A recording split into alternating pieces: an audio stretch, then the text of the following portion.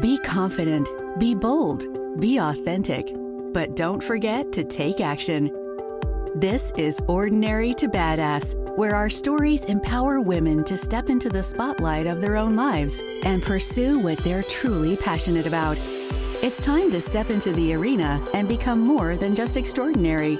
It's time to become a badass with your host, Marie Sonneman.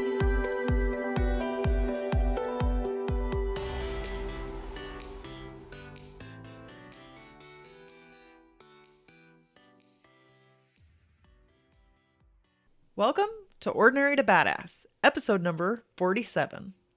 In this episode, I talk with Jessica Talavera Gonzalez. Jessica is the owner of Tacoma's Best Piercing. She didn't like what she saw in the piercing industry, so she changed it. Stay tuned to this episode because I know that you're going to love it. There's so much knowledge and insight to gain from Jessica, who is only 22 years old and started her own piercing business, and she changed what she didn't like in an industry that was already there. So if you see something in the world that you want to change, you be the change. Make it happen. Now, before we get to the episode, are you in the Ordinary to Badass Facebook group? Listen, you're not going to want to miss this group. It's a group of badass women who have each other's back, and it's just a community environment. Who doesn't want that? When you're pursuing your goals, you want supportive people by your side. And every Wednesday night, we do a Facebook Live with some guest who's totally badass. We interview women, men, just about what they've learned. It's almost like a podcast episode, but you get to see it on video and interact and ask any questions that you have. So head on over to Facebook and join the Ordinary to Badass group. Now, to the episode.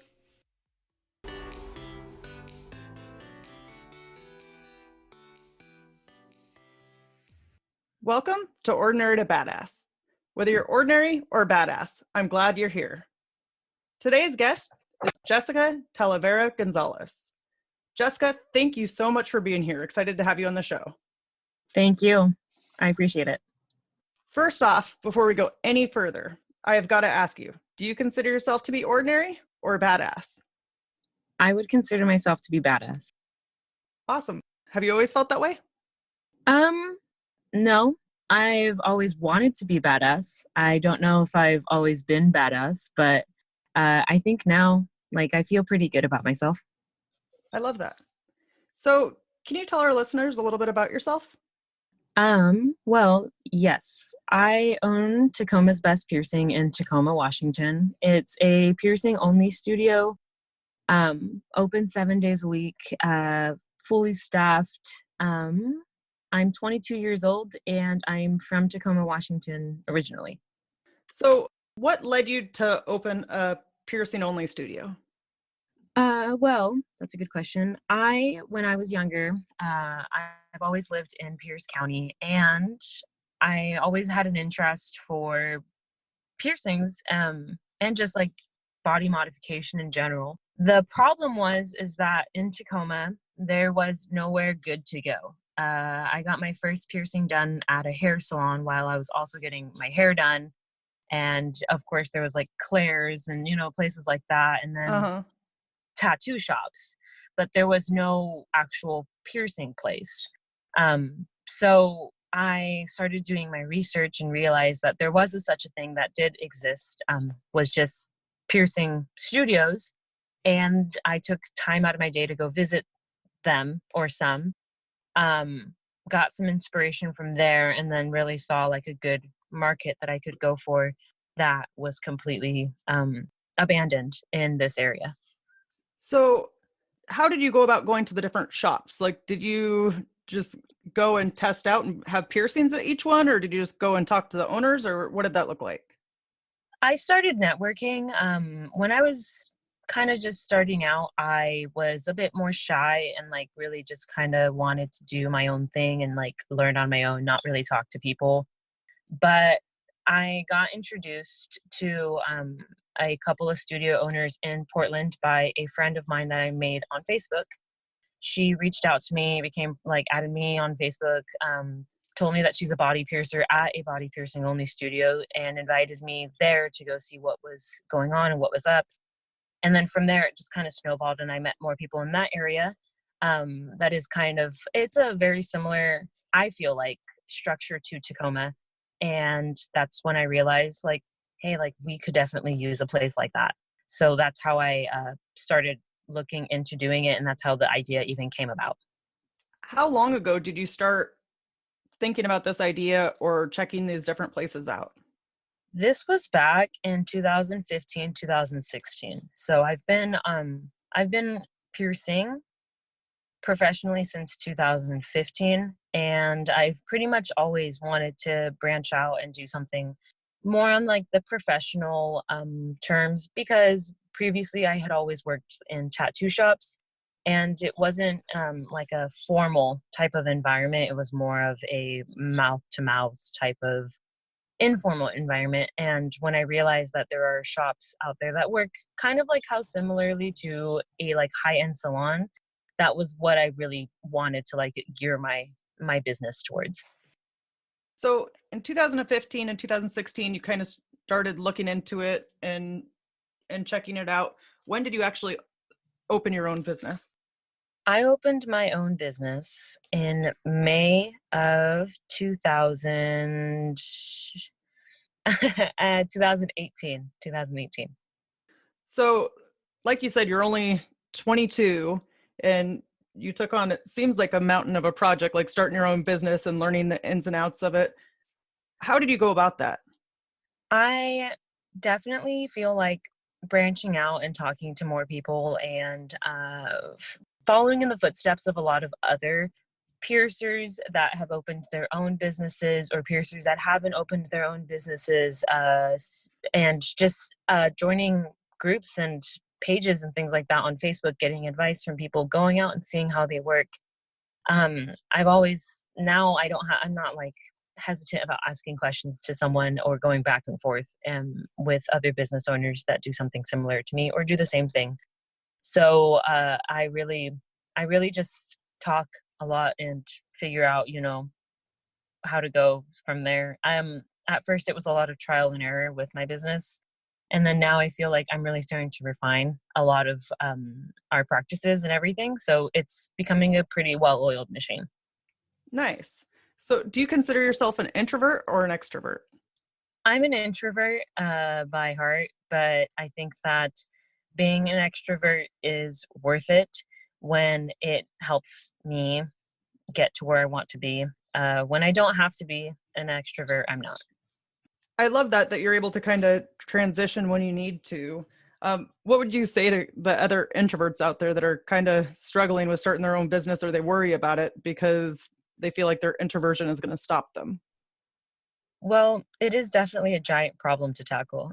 For me personally, it was because, like I said, I am and was definitely a big introvert. So that was my biggest problem, I think, was that I didn't want to branch out. I didn't want to ask questions. I didn't want to be noticed. I just kind of wanted to do everything on my own, like in the shadows, and not talk to anyone. Mm-hmm. But if I hadn't gotten over that and really pushed myself out of my comfort zone, then I wouldn't be here now. So was it one of those things where like your passion was what pushed you to do things that you weren't ordinarily comfortable with? Definitely. I think that when I kind of started first pushing myself and then getting somewhere, it was just more motivation to keep doing it and then keep doing it and then keep doing it. It's just getting the initial push that is very hard. And I think that if something really calls to you, then at that point, you're willing to do whatever. Right. Yeah. No, I can totally relate. I am such an introvert. It's crazy.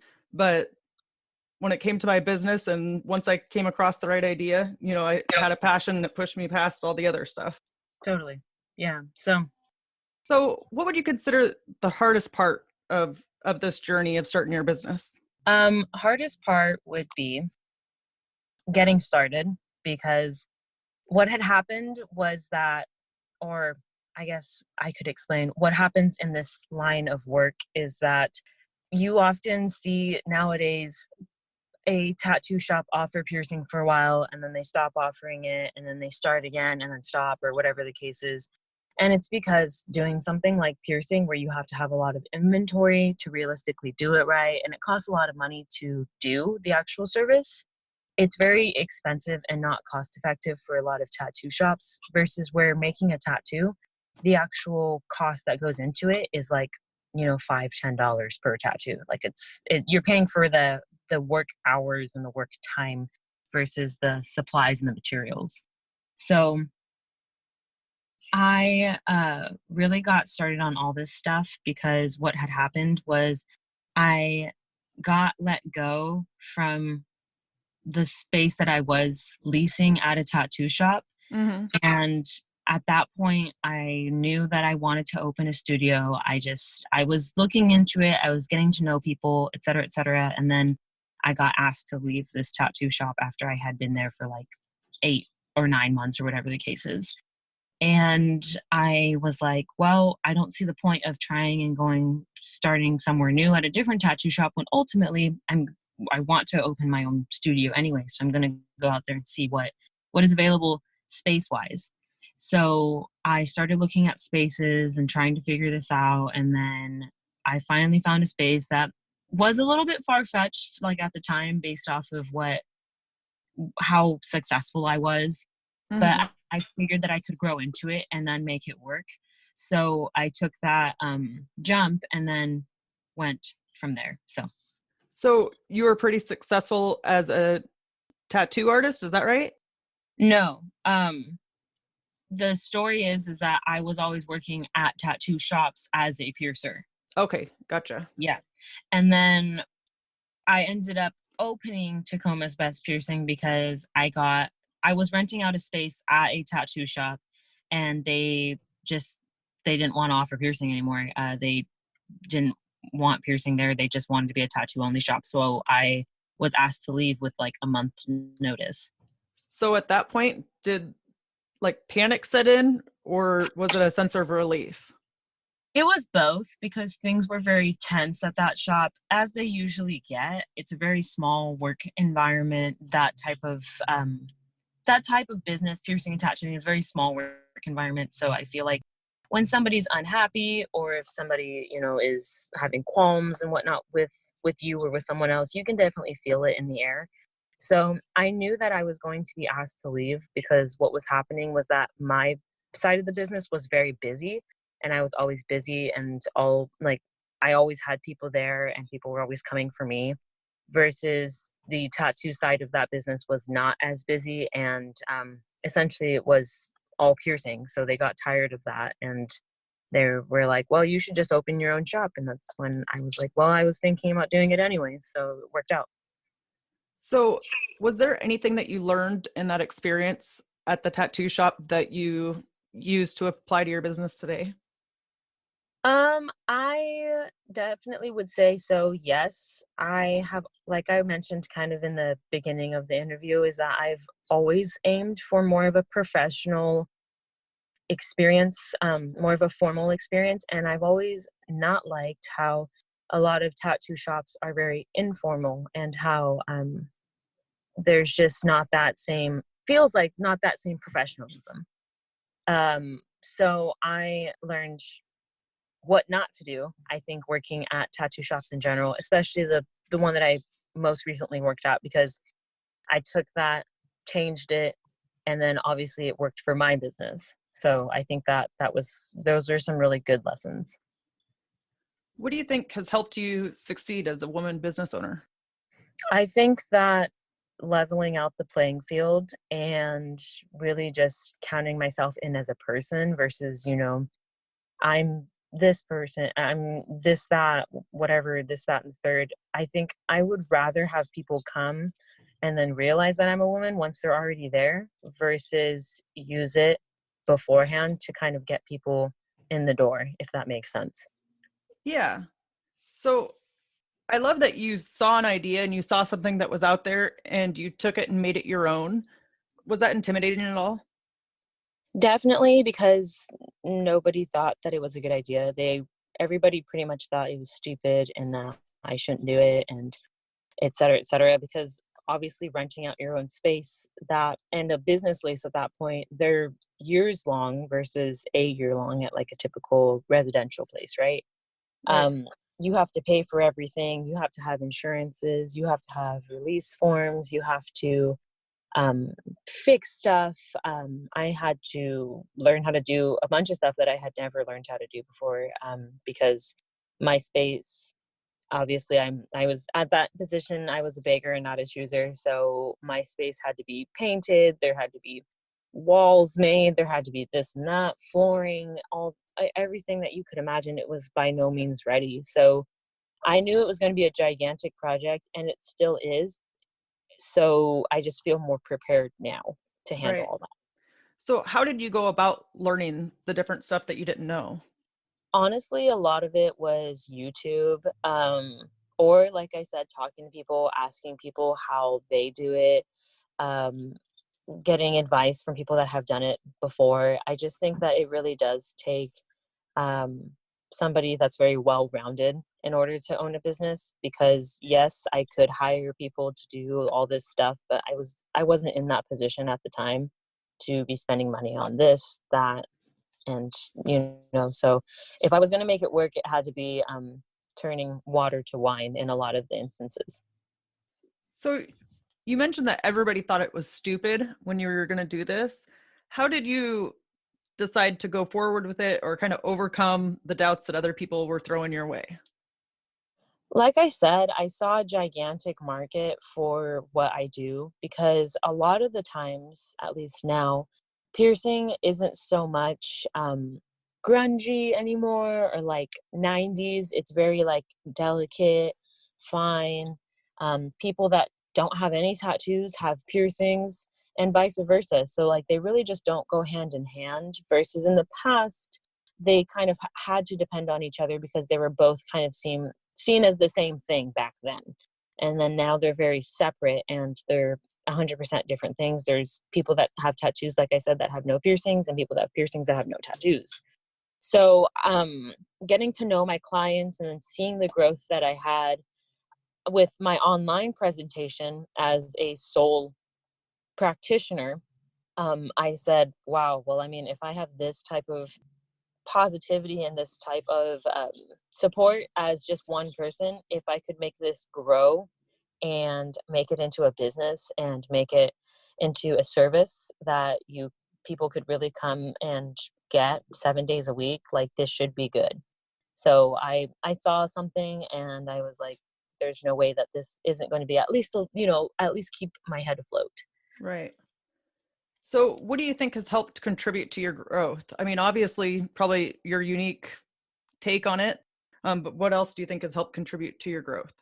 I think that my perseverance, because I'm always doing something new. Like you could ask a lot of the people that are regulars at my studio, or people that know me personally. Like I always have these projects on my mind, and like how I can make it better, what I can do new, what I can bring in new.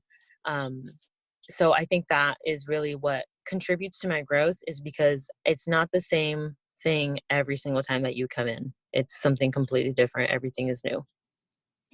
So has this journey been an easy journey for you, or have there been roadblocks along the way? There's been a lot of roadblocks. I think a big deal with it has definitely been the negativity that I initially got from a lot of people, Mm-hmm. and not feeling supported. But I'm kind of already used to that. So I just figured like, this is worth it. I'll keep doing it. Did you find other places to get that support? Yes, but also not really, because realistically the support was the lack of support was 100%. It was 100% warranted. Like it makes sense, because businesses are always risks. So I understood that a lot of people, because at the time I was 20, so I understand that a lot of people were like, wow, that's really stupid, you shouldn't do that yet, because that's a giant liability. So I get it. It's like buying a house. So I wasn't looking for all positivity when I announced that I was going to be doing this. I knew that I was going to get some weird looks. So, what is something that you wish that you knew in the beginning when you started this journey? I wish that I was in a better position so that I could have a different layout, because now the problem is at my studio is that we've outgrown it and I still have time on my lease, so I can't do anything about it. I wish I would have just seen how things could pan out to be, but at the point that I was, there was no way that anyone could tell. Now, in the future, when I get into a new space, when we grow and lease is over, et cetera, then that'll be awesome, because now I'll have like a perspective on like what things will more than likely pan out to be. But at first, I think everything is just so difficult. So I think everybody's experiences are so different as a business owner that I could really only collect so much from other business owners. And I think that I did really well based off of the amount of stress that I was under.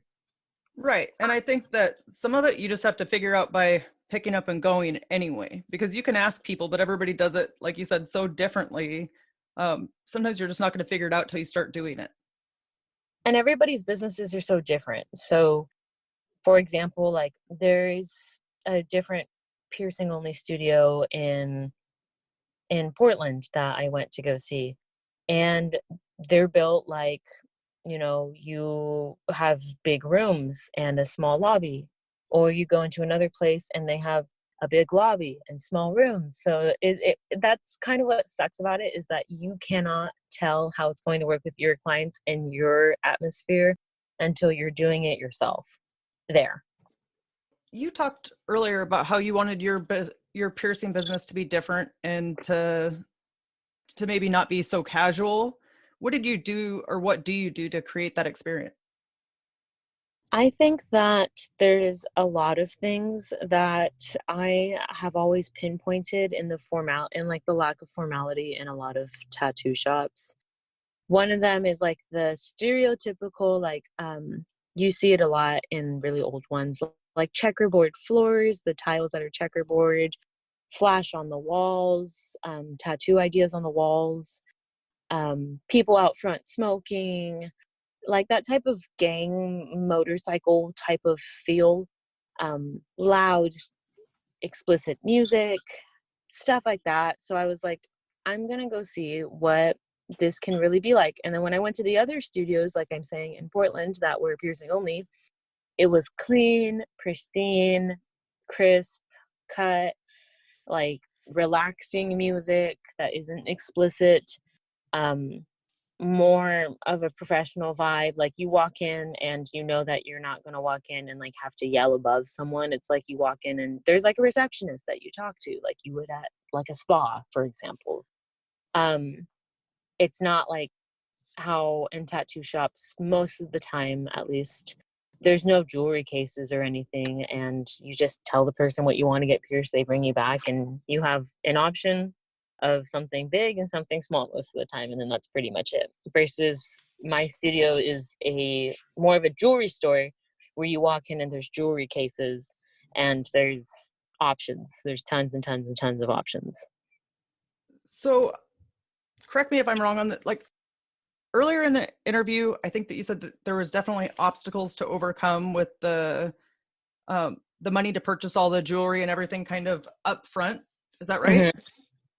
Mm-hmm. Money to get started with the business in general, get it laid out, because like I said, I had to do everything. When we went into the space that I'm in currently, Mm-hmm. it was one giant big room. Like there was no walls at all. Like it was one giant big room with no flooring. So it had to be mapped out completely. So the way that it looks now was all decided on and all done. So can you paint a picture of what it looks like now? Yeah. When you walk in, it's an open lobby and there's jewelry cases on the left and jewelry case and checkout area on the right. There's seating as soon as you walk in. Then there's 2 piercing rooms, because, for example, like on busy days, like Saturdays and Sundays, I'll be piercing along with my other piercer. His name is Cameron. And we go back and forth, and we can do procedures at the same time.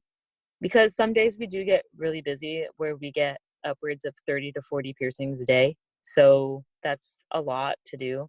Um, there's an office on the right hand side as well. And yeah, I think it's a pretty fluid little setup. I just wish that I had more lobby space for more cases and more jewelry. That's all. Do you think if you had started out big that it would have been more overwhelming?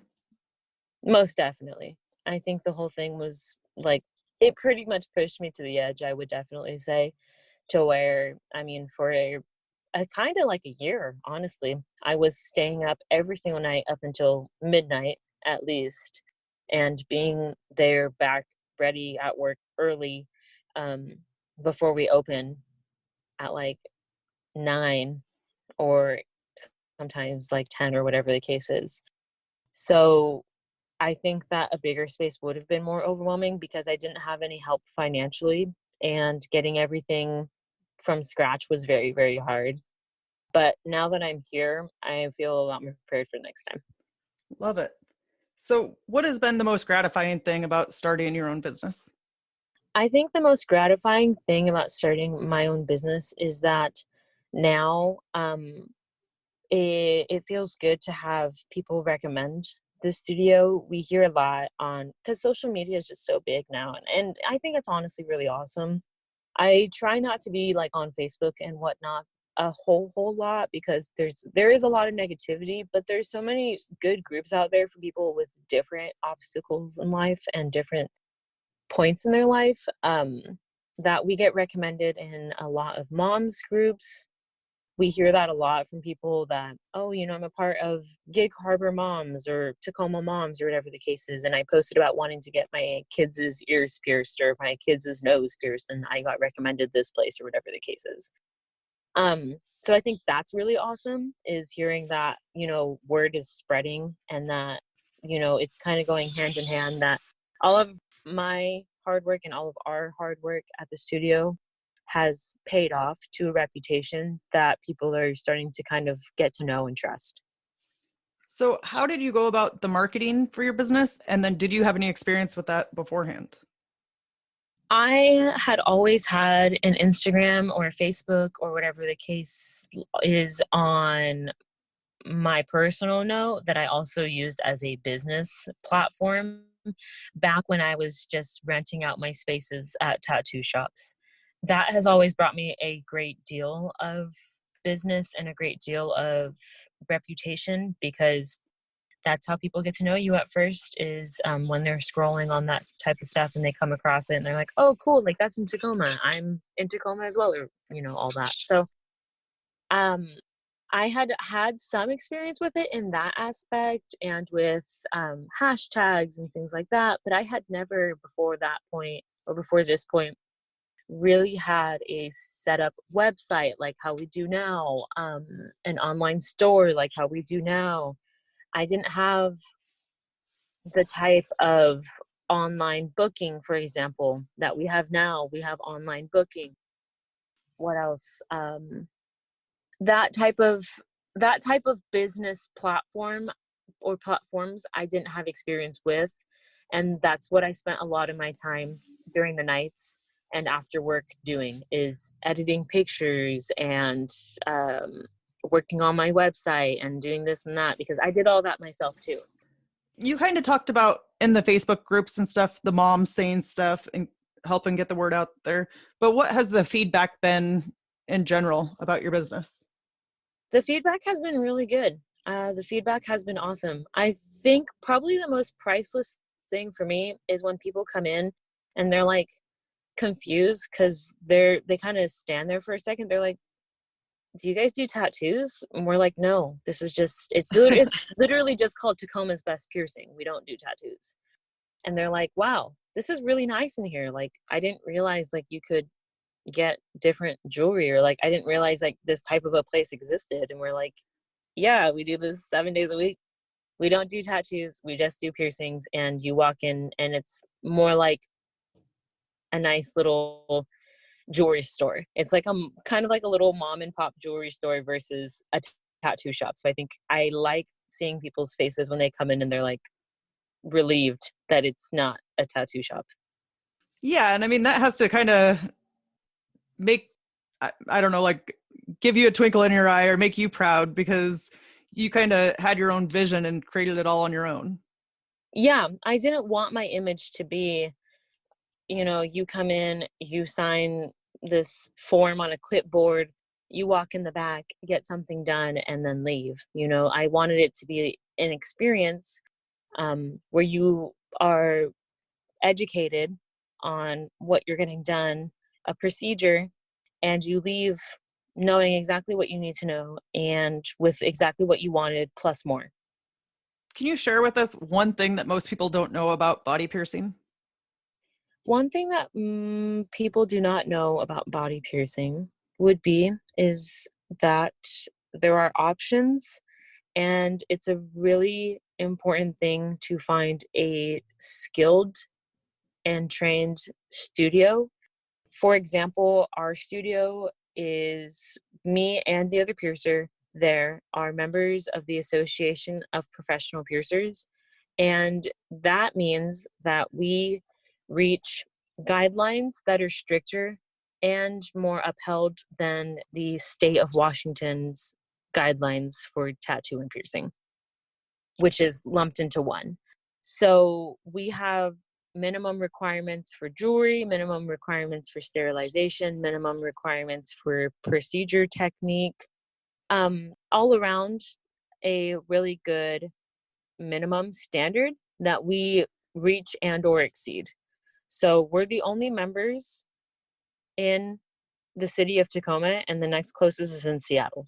So we're the only ones that are going to have proper, up-to-date sterilization techniques, the only ones that go to continuing education, seminars, and conferences.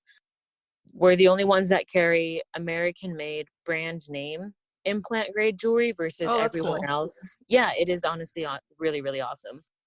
Versus everyone else in this area and everyone else that is not a member of the association. They could maybe carry some stuff that is good, but it's not just exclusively good stuff. So it's all stuff that you could realistically just buy on eBay yourself for 60 cents, $1.50, and then you're getting it resold and put into your piercing for a minimum of $60. For somebody that's looking for a piercing or a shop, how would they know if you belong to the association or not, or if it's a quality shop? You can go on to the Association of Professional Piercers website, and on there they have a member locator. You can type in your zip code or your city and put in a certain radius that you're willing to travel, and it will tell you if there is a studio near you. Not all the time, but most of the time, and generally speaking, it's going to be a good studio if they are members of the Association of Professional Piercers. And if they're not, then they're more than likely working their way towards being a member, which is awesome. So I would recommend anybody that's not in this area to go onto that website to find a studio near them. And I think it's totally worth the trip, and you'll see for yourself why. Okay, awesome. So let's end with the tip to empower women and how the audience can connect with you. I think that the biggest tip that I have to empower women is that you should talk more and voice your frustrations and talk to people that you look up to and people that are doing stuff that you want to be doing, and really get a lot of your fears and qualms off your chest and see about going to fix them versus just sitting on them. And people can get in contact with me and my business on tacomasbestpiercing.com. We also have an Instagram and a Facebook, all under the same name, Tacoma's Best Piercing. And like I said, we're open 7 days a week, and I'm there 4 out of the 7 days. Okay, I love that. Thank you so much, Jessica. You have been a total badass, and I've enjoyed hearing your story. That we'll end our show. And to all the badass women out there staying in the arena, wherever you are, whatever you're doing, own it and get after it.